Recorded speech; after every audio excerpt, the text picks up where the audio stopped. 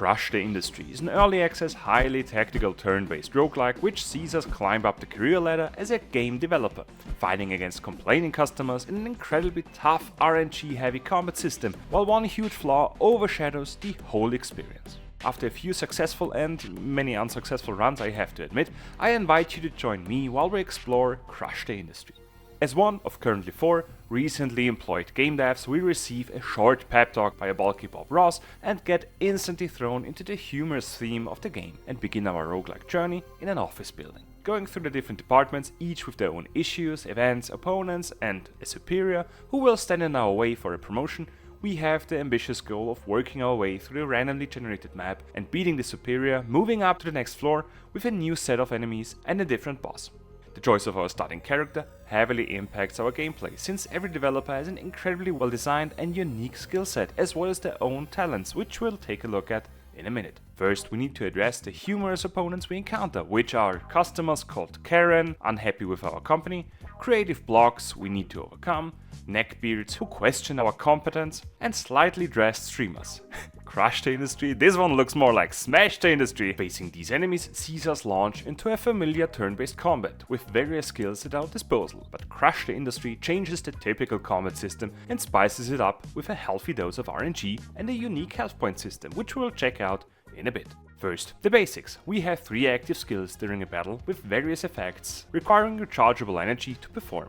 Each character has 2 core skills and can gain up to 10 additional ones after winning a fight. The 3 active skills during a combat switch around every time we perform one of them, or they can also be swapped by utilizing one additional resource called Rethink. When the telegraphed action of the enemies indicate loads of damage, we can rethink our actions, changing the attacking skills and hopefully gaining defensive ones. Since the rethinking is entirely building on RNG, the outcome can become a bit frustrating, waiting for a block skill in vain. The skills themselves can have the typical effects of direct damage or, as mentioned, defensive actions, like putting up a shield blocking incoming damage, while far more complex spells can activate ailments, reduce our sanity loss or have additional effects when the health is rolling. This sanity and the fitting term of health rolling are 2 of the unique designs of the game.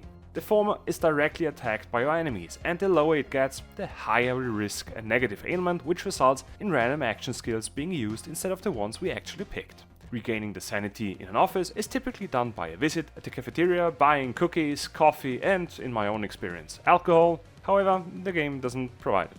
The health rolling changes a typically slow turn-based combat into a quick reaction-heavy chess game. When we receive unblocked damage, our health drops the appropriate amount, but not all at once, but rather slowly and steadily, so the longer we wait, the less health we actually have, since at the end of the combat our health stabilizes. So even when we receive fatal damage, we still have time to finish the combat quickly, which would be a game changer of its own, but as mentioned, some skills even build on this health rolling system, changing their effects when used while the health is dropping. The speed of health rolling can be impacted by various skills or through talents as well, which can slow down the process, giving us more time to finish a fight. These talents are either character specific or can be unlocked throughout the run. By visiting the shop or through the various random events, like the corporate sellout talent we gain after backing our PC developing company which just announced a mobile game, but I have to admit that's far from realism. I mean, who would do that? With the brilliant yet RNG heavy combat system, catchy soundtracks, the humorous characters and the various customization options, Crush the Industry would be a great roguelike, if there wasn't the mentioned huge flaw, namely the auto-saving. Each floor, the game only saves one time, right after the promotion, and that's it.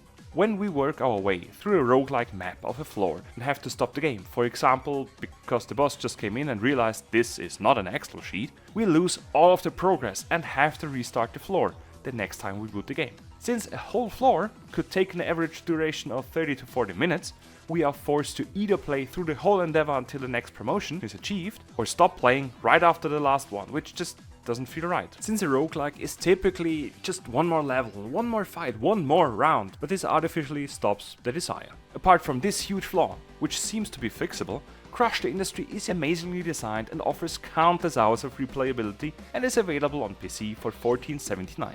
But what do you think about the game? Let me know in the comments and don't forget to brush your teeth.